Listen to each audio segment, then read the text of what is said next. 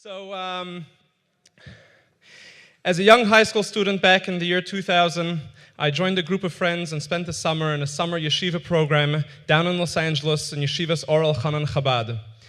The group went one Shabbat to Chabad of the Kineo in Agura Hills to spend Shabbat with the community there, and that was the first time I heard Rabbi Moshe Bryski speak. The Torah portion that week was Parshat Dvarim, and among various topics, he spoke about the importance and power of Devarim, of words, and how we must cherish them and use them wisely. I've heard many speeches and lectures by many speakers. Few, if any, come close to Rabbi Bryski's use of words in such a powerful and masterful way. He is articulate, clear, passionate, moving, stirring, and inspiring. Rabbi Bryski speaks on a wide array of topics to diverse crowds, both nationally and internationally. Ladies and gentlemen, it is my honor and privilege to introduce our keynote speaker, Rabbi Moshe Bryski. Thank you. Thank you, Rabbi Rebbetzin Berkowitz, for inviting me to your Building for the Future Gala. And thank you all for joining this evening to celebrate with Chabad of Contra Costa. I'd like to begin my words to you this evening with a story about the Baal Shem Tov, the founder of the Hasidic movement, who lived in the 1700s.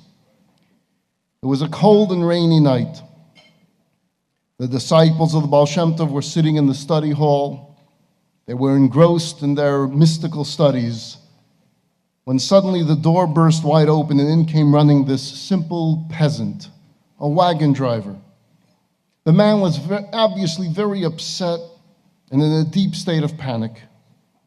"Help," he cried out. "The wheels of my wagon are stuck in the mud and my horses are on their last legs. Please help me. Help me dig out of this mess before I lose my entire livelihood." The Hasidim apologetically explained that things like horses and wagons and mud were not issues they get involved with, especially when so heavily engrossed in their spiritual pursuits. "We would love to help you," they said, but in Russian they said, "Nie możesz, we can't." The desperate man shouted back, "Możesz, da, nie chcesz." Can, you can. The question is, do you want to? The Baal Shem Tov stopped his lecture.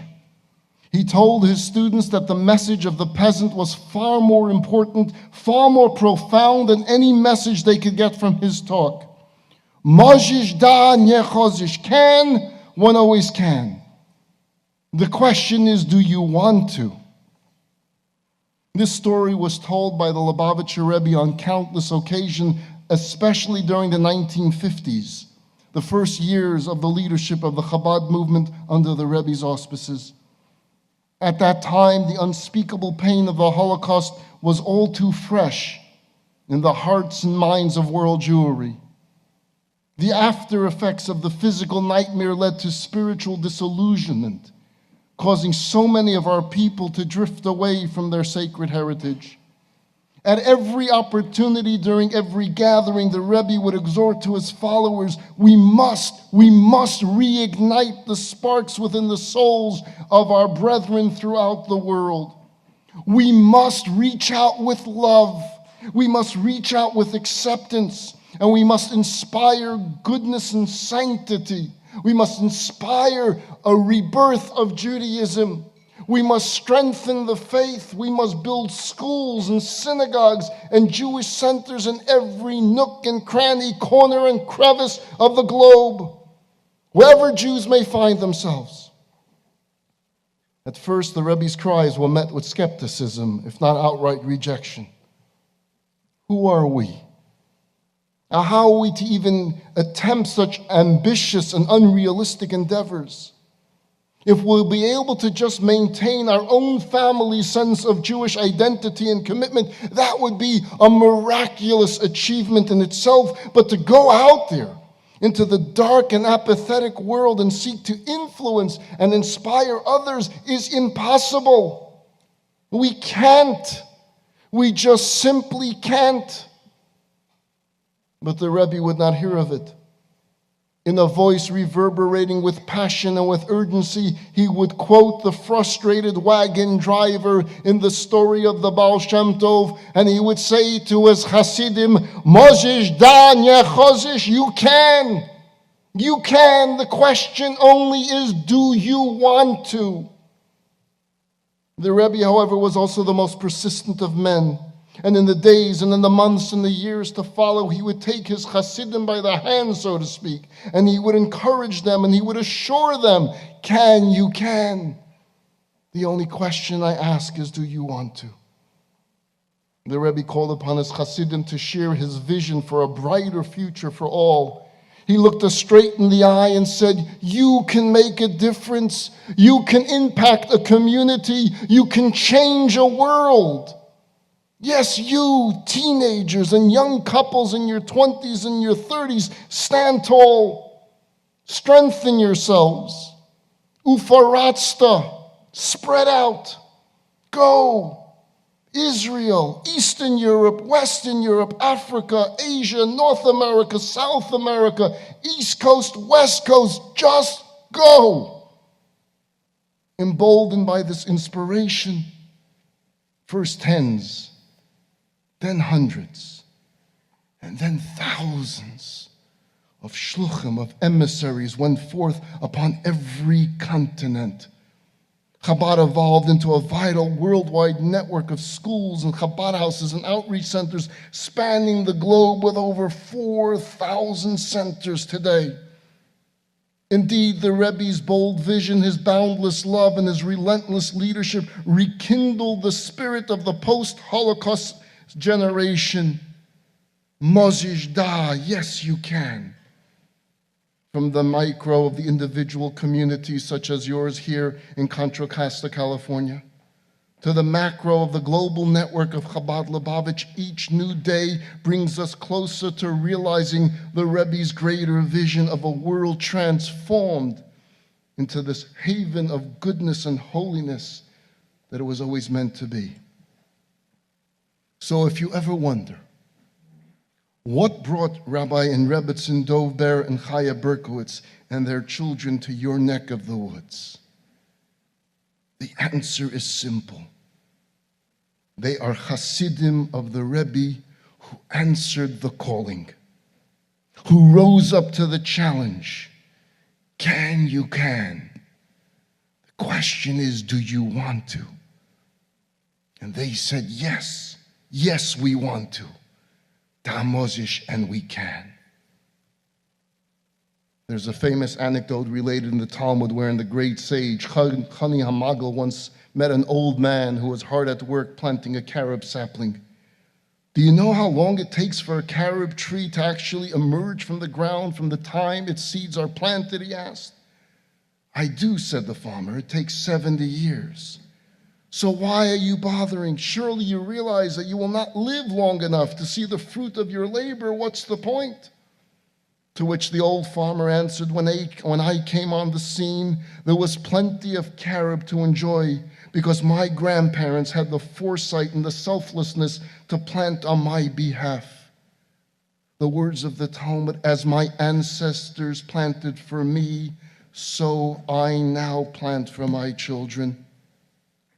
Legend has it that shortly after this encounter, Chani Hamagal fell into a deep sleep from which he did not awake for 70 years. Upon awakening, he saw a young man sitting under a lush and majestic carob tree, eating of the sweet, rich fruit. Do you know who planted this fruit? He asked him. Yes, I do, the man answered. My grandfather planted it 70 years ago. Thanks to all of you. And thanks to your rabbi and your rebbetzin, there is an orchard growing in Contra Costa, an orchard that links us to our past, that vitalizes our present and ensures our future. An orchard that is bearing luscious fruit in far less than 70 years. An orchard that feeds and nurtures and inspires and offers shade and comfort to the multitudes. Ladies and gentlemen, tonight we join together for an evening of inspiration, an evening devoted to building for the future, an evening of planting.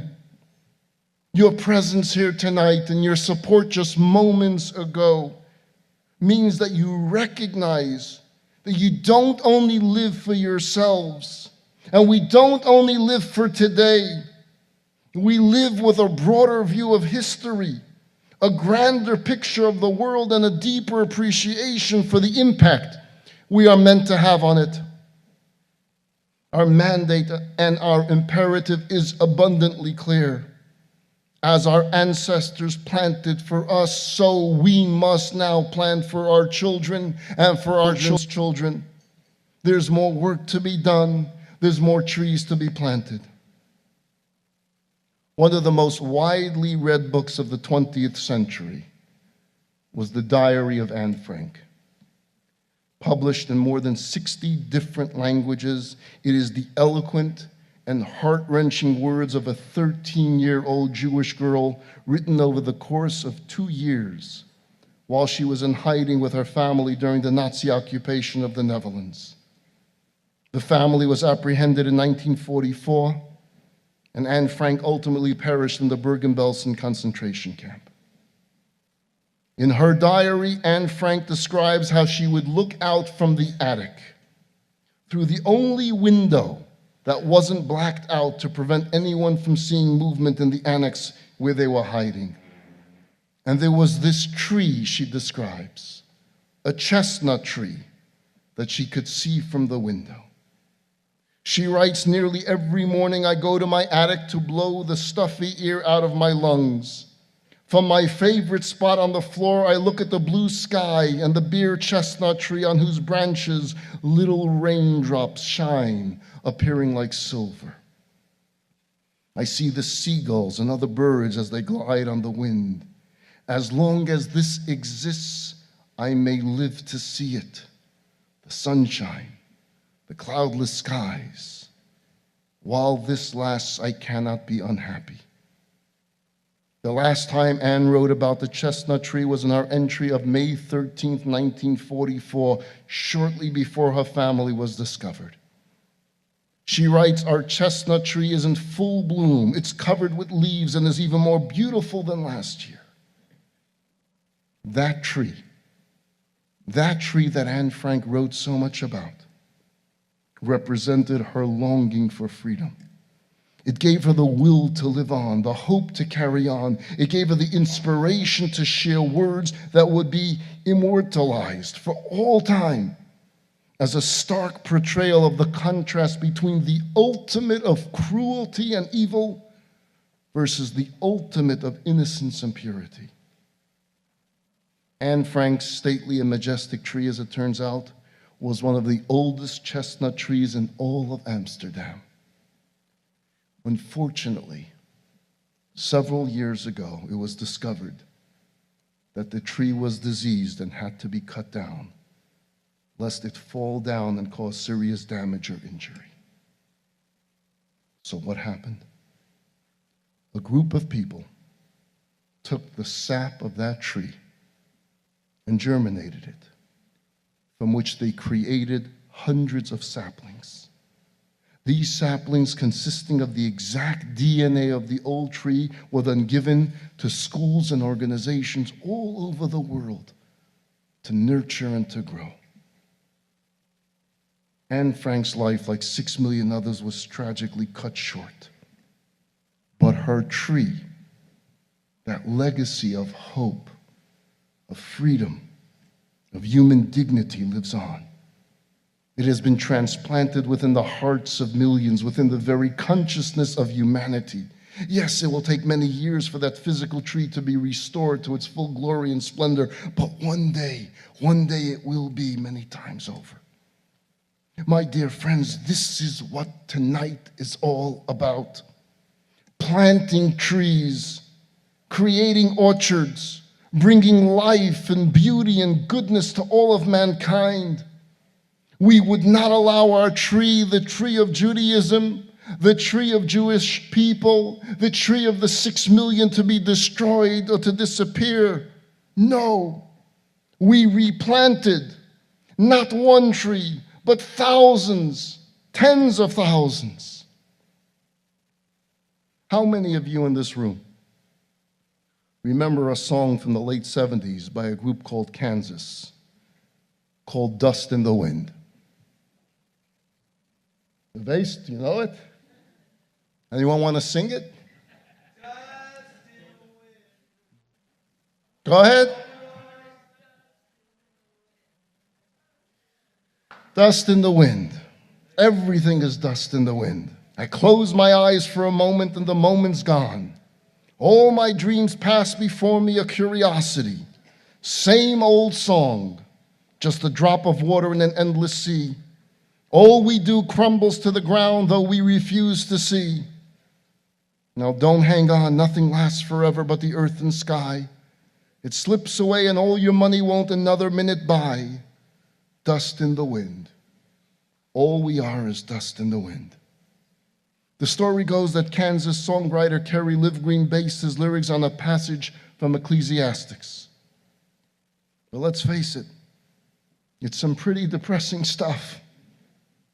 So with all due respect to Kansas, and it's a nice song, I'll have you know that while they may have gotten the title of the song from the good book, the Torah's intentions is diametrically opposite of where the song takes it. Allow me to illustrate with a short story. It was Rosh Hashanah in the big synagogue in Russia. The services came to an end, and this one man, a rather intense and somber individual, remained sitting on the bench crying. So an elderly chassid came over to this man and said, "Why are you crying?" And he said, "Because I just listened to the words of the cantor, and the cantor sang these words from the prayer book, 'Man comes from dust and ends up as dust.' So at the end of the day, we're just dust. It's a tragedy." So the chassid smiles broadly and he says, "Look, if man came from gold and ended up as dust, that would be a tragedy. But if we came from dust and we go back to dust, but in the middle, we get to lift our glasses and say, L'chaim, it's a profit, it's a net win. It's all good." And the chassid puts his arm around this other guy and he says, "Get up and go make kiddush, stop crying." The chassid wasn't being cute here. He was actually saying something quite deep and profound. From one perspective, it's true, we come from dust and we end up as dust. But from another perspective, while we're here, we get to say L'chaim. And by that, he didn't mean we get to do some shots and enjoy the moment for as long as it lasts. You see, the word L'chaim means to life.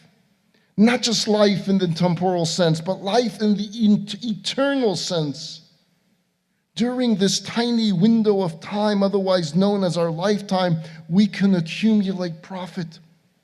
That profit are the things we do in this lifetime that have lasting meaning and substance. It's the actions we take that elevate the world and the human condition in this and in future generations. That's not dust in the wind. That's l'chaim. That's forever. That's eternal. Can life be like a dream passing before our eyes, a moment in time and the moment's gone? Yeah, I think Kansas got that right. Relative to the broad sweep of history and the magnitude of the universe, can it feel like we're just a drop of water in an endless sea? I think it could feel that way. But what is not true, however, is that all we do crumbles to the ground. Nor is it necessarily true that nothing lasts forever but the earth and the sky. It slips away and all your money won't another minute buy. That doesn't have to be true. The Torah perspective, the Jewish perspective, is that even as our physical bodies do not last forever, our spiritual selves, who we are, what we stand for, and what we contribute to this world are in fact no less forever than the earth and the sky. My dear friends, what you have built here and what you have done here tonight is eternal. Not dust in the wind, eternal. It's not just about today, and it's not just about you. It's about building for the future. No, not dust in the wind. Orchards and orchards for all eternity, for your children, for your grandchildren, for your great-grandchildren. Years ago, a man by the name of Rabbi Leo Goldman was on a flight from Chicago to Detroit. He noticed one of his fellow passengers, an elderly Jew, having a bit of struggle putting his carry-on onto the upper storage containers. So the rabbi came up to this elderly man to help him put his carry-on up. It turns out this man was on his way home after having attended a family wedding in Chicago. And so Rabbi Goldman says, with all due respect, I can see it's difficult for you to travel. You're an elderly man. Couldn't have you just sent in your regrets that it's a long schlep for you and it's hard for you? So the man says, oh, no. Ever since the concentration camps, I never miss an opportunity to celebrate the simcha. I travel, whether it's a bris, a bat mitzvah, a bar mitzvah, a wedding of a grandchild, a wedding of a nephew, a wedding of a distant cousin. I'm there. I'm on that dance floor. I'm celebrating. You see, that's my response to Hitler and his Nazi thugs, Yamach Shimon. This is where history gets to see who laughs last. And then this elderly survivor says to Rabbi Goldman, let me tell you a story. After the war was over and we were liberated, I didn't know what to do and where to go. So I decided to go back to my hometown of Vilna. First of all, I wanted to see if there was anyone else that survived from my family. And secondly, while in the camps, I would often dream of being back in the large synagogue where I prayed with my family. I was driven by this inexplicable desire to go back to my synagogue and visit. It took a long time for me to get there. I was not the only one. There were a few hundred of us, battered and broken human beings trudging along, asking, searching, hoping. We came to Vilna. We walked the streets. We could barely recognize the place. As was the case throughout Europe, by ridding Vilna of its Jews, the haters, whether it was the Nazis, the Russians, or the locals, they essentially drained the city of its life force, of its dynamism. The old neighborhood had become a very dark, desolate place. It was at that point that someone in the group brought to our attention that that night was going to be the holiday of Simchat Torah. Suddenly our spirits soared. We decided we're going to go to the great synagogue and we were going to celebrate the Hakafot. We're going to celebrate the dancing of Simchas Torah back in our place of our youth. We didn't just walk, we ran. We ran towards the great synagogue of Vilna, and we came there and there were boards and there were barricades, but we didn't care. We tore them down. We rushed into the sanctuary. And upon entering, we couldn't believe the tragic sight that met our eyes. The ruin, the devastation, the desecration, torn pages of prayer books strewn all over the floor, bullet holes in the walls and bloodstains on the benches.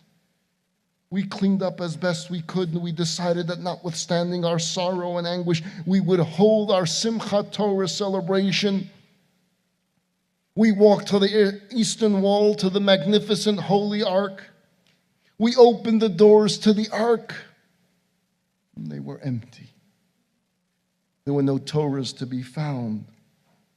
We were beyond heartbroken, all of our enthusiasm just drained from our souls. But then I looked around our group. There were around 400 of us there, 400 adults, many of them elderly. But there were also 2 children, 2, maybe 8 or 9 years old in the room, whose families somehow survived the roundup and extermination of Vilna Jewry. 2 children out of 400 people. And at that moment, an idea came to my mind. I started singing a song. We formed a circle. We began to dance. We had no Torah scrolls to carry in our arms, so do you know what I did? This elderly man tells Rabbi Goldman on this plane, we took those two beautiful children, we lifted them on our shoulders, and with tears in our eyes, we cried out, Ribono Shel Olam, Master in heaven, we have no scrolls of ink and parchment, but these are our Torah scrolls. These are our living Torahs.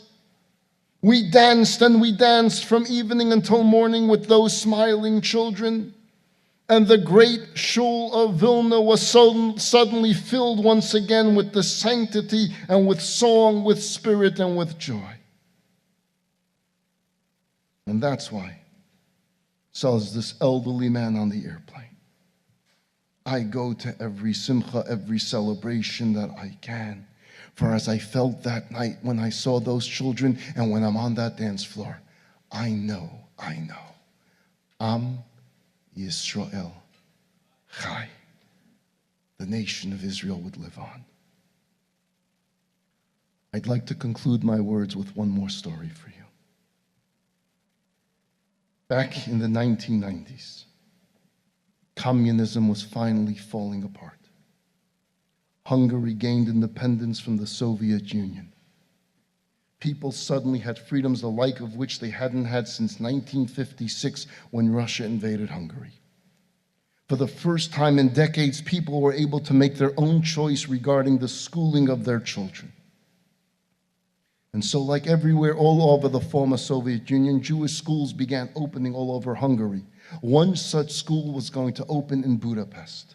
A team of a few American teachers and rabbis came out to spearhead the effort. They placed an ad in the newspaper. They're looking to start a Jewish school in Budapest. Whoever is interested, come for an evening where you'll be able to find out information. They were hoping perhaps they can start the school with 50 children. That was their dream. On that first evening of registration, 450 children and their parents showed up. 450 children and their parents show up. They obviously call New York and say, we need reinforcements pretty fast. They broke up the group into groups of 10 and interviewed each one in separate groups. And in one of the groups, the leader of the groups, one of the rabbis, asked each one this simple question: why are you here? What motivated such an outpouring from this community? What's the reason so many of you are here? And each one picked up their hand and gave an answer. There's anti-Semitism in the public schools. I remember my bubby. I want my kid to have a Jewish education. Everyone gave an answers you would expect to give. There was one man in the room that stayed quiet, didn't join in the discussion. And so the rabbi prompted him and said, sir, is there any particular reason that you want to send your child to our new school? He was at first embarrassed. He was shy. He looked downward. He said, yeah, there's a reason. But it's difficult for me to talk about it, for I've never spoken about it before. But I'll try. He said, I was a young child of 7 years old, when the Germans occupied Hungary in 1944. They knew the war was almost over for them, but in their sick obsession to kill as many Jews as possible, they rounded up as many of us as they could to send us off to Auschwitz. All Hungarian Jews were terrified. One night, I'm lying in bed, and I hear my parents arguing frantically. I hear the noise. I hear the cries. So I went down the steps to see what's going on. What are they arguing about? The door to the living room was closed. I didn't want to open the door. But we had this keyhole that I can peek through. So I'm looking through this keyhole to see what's going on. My father was very agitated. He said to my mother, look, we have nothing to worry about. No one knows we're Jewish. We don't look Jewish. We don't act Jewish. We don't do anything Jewish. We have no Jewish friends. There is no evidence of our Jewish identity. We'll get away with it. To which my mother said, but maybe there's a list. Maybe somehow they have a list. Maybe somehow our names are on the list, and she could not be calmed.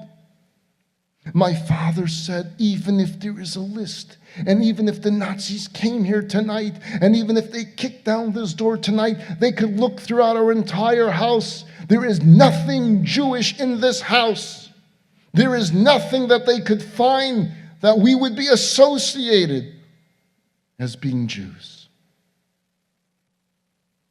As my father said those words, as he said, there is nothing in this house, my mother began to stare at a bookcase. And she's staring at the highest shelf in this bookcase. And she continues to stare at this shelf.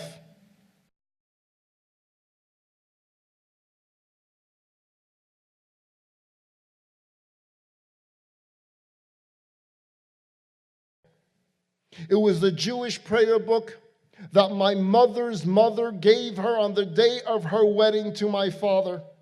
It was the same Jewish prayer book that my grandmother's mother gave to her on the day of her wedding, that was passed on from one generation to the next. She opened the pages of this holy prayer book. She placed her fingers on it. She ran her fingers down and she kissed her fingers and then put the prayer book to her lips and she kissed it. And she turned to my father. And my father nods his head. And with that, my mother took this prayer book and tossed it into the fireplace. And she fell on the floor and began to cry and to scream. I was 7 years old. I knew nothing. I ran upstairs. I cried and I cried like I never cried before.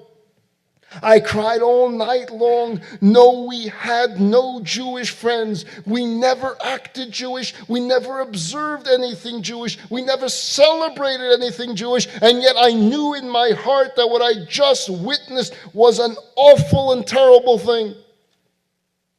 I felt as if part of my soul had been ripped out of me, as if my family's journey for decades had suddenly come to an end. And in all my years since, I have not been able to shake the pain of what I saw and experienced that night. In my mind and in my dreams and in my nightmares, all I see are the pages of this prayer book burning, and the tears just continue to come. And so you ask me, why am I here? You ask me, why do I want to send my young child to your school? I'll tell you why. On the first day of your school, I'm going to proudly walk into this building holding my son's hand. I'm going to walk with him into his classroom. And then I'm going to hand him a prayer book. And my tears from that night will finally stop flowing. My dear friends, here we are in the 21st century. We are living in incredible times. We are perhaps the most fortunate generation in history. We can drive right up to a Hebrew school, to a day school, and hand our children a siddur, a prayer book, with joy, with pride, without a trace of fear. We can walk the streets on a Shabbat or a Jewish festival and not have to look over our shoulders to see who might be following us. We can celebrate the special occasions of life. We can attend Torah classes. We can pray as a community in broad daylight, not having to hide in dark cellars and basements. Do we even begin to understand and appreciate the blessings and the opportunities? Our grandparents and our ancestors, they faced pogroms and poverty and persecution and holocausts and communisms and inquisitions, and yet they kept the torch of Yiddishkeit burning bright. And they passed that torch to the next generation and to the next. We, my friends, you and I, we are blessed that our part of the history and the journey of the Jewish people is to rebuild. After so much devastation and destruction, we, our generation, you and me, we are the contractors of Jewish history. We are the fortunate generations whose responsibility and mandate is to build and to plant and to grow and to prosper. So let's go out there. Let's hand each and every Jewish child a prayer book. Let's hand our Jewish brethren a Torah. Let's hand them a mezuzah, a tefillin, a Shabbos candle, a matzah, a menorah. You in this room tonight have an opportunity and the ability to build a most vibrant, loving, accepting, proud, educated, caring Jewish community. Moshe dan yechojish. You can. The question is, do you want to? And I'm confident that your presence here tonight is a resounding response to this question. We can. We want to, and we will. Thank you very much.